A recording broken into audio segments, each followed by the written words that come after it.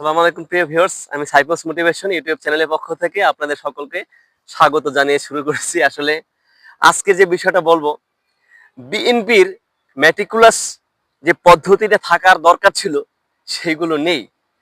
Meticulous ফাঁদের কবলে এখন BNP পরে মানে আবা কামড়াইতেছে, আমাদের গ্রামে ভাষা যেটা বলে ছটফট করতেছে। তো এহেন পরিস্থিতিতে তাদের কি করা উচিত? তাদের আদর্শকে রক্ষা করা উচিত।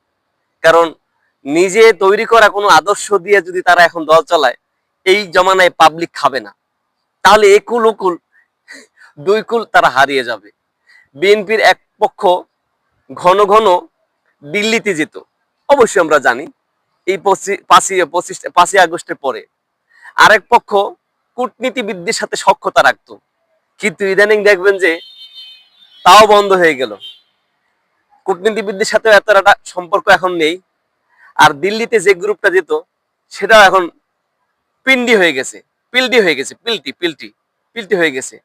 আবার আরেকটা বিষয়, আমি একটু ব্যাগে যাব। 11 সময় যে একটি অংশ বিএনপিতে প্রো বিএনপি থাকতো আর কি, আরেকটি অংশ সংস্কারবাদী ছিল। এখন সেই সংস্কারবাদীরা কোথায়? এ বিষয়টা কিন্তু প্রশ্ন। জনগণ বুঝে নেবে যে আসলে এ কথাটা কতটা সত্যতা আছে। প্রো বিএনপি একটা ছিল, আর একটা সংস্কারবাদী ছিল। একটা সময় আরো পিছনে যদি যাই, দেখা যাবে যে একটা সময় যখন বিএনপি সরকার ক্ষমতায় ছিল, তখন একটা গ্রুপ ছিল হাওয়া ভবনপন্থী, আর একটা গ্রুপ ছিল জিয়াপন্থী, খালেদা জিয়াপন্থী। আর একটা গ্রুপ ছিল কি জানেন? দুর্নীতিপন্থী। তো দুর্নীতিপন্থীরা যদি আসলে এখনো থাকে, মনে করেন আছে তো অবশ্যই, তাহলে কি তারা কিন্তু ওই সিস্টেমই তারা আগাচ্ছে। সুতরাং এই দুর্নীতিপন্থী আগে দূর করাতে হবে। ক্ষমতায় দল যাক বা না যাক এটা পরের বিষয়, আগে দল গোছাইতে হবে। দুর্নীতি পন্থী গুলোরে আস্তে আস্তে সাইজ করতে হবে।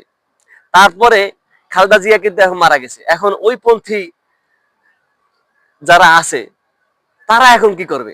তারা এখন একবার ডাইনে যায়, একবার বামে যায়, একবার ডাইনে যায়, একবার বামে যায়। কোন পথে গিয়া তারা যে কুল পাবে, এই কুল কিনারেই তারা বুঝে উঠতে পারতেছে না।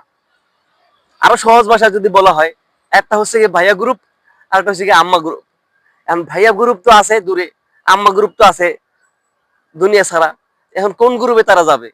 এই বিষয়টা নিয়ে তারা আরো জটিলতার মধ্যে পড়ে গেল। সবকিছু মিলে হ্যাঁ, এখন মেটিকুলাস যে ফাঁদ আছে, অন্যান্য যে দল, বিশেষ করে ইসলামী দলগুলোর যে মেটিকুলাস ফাঁদ, এই ফাঁদে পরিপূর্ণভাবে বিএনপি পড়ে গেল। এখন বলেন মেটিকুলাস ফাঁদ কি? খুব সুন্দর নিখুঁত ভাবে যে ফাঁদ গুলো করা হয়, এটাকে বলা হয় মেটিকুলাস ফাঁদ। তা পলিটিক্যাল ভাবে এটা তো জায়েজ আছে, আপনারা করেন না কেন? যার কারণে তো আপনাদের পরিস্থিতি আজকের এই অবস্থা। আমরা চাই না যে আপনাদের পরিস্থিতি আরো খারাপ হোক। আপনারা আদর্শ দিয়া দেশটাকে রক্ষা করেন। ধন্যবাদ, আমাদের সাথে থাকবেন।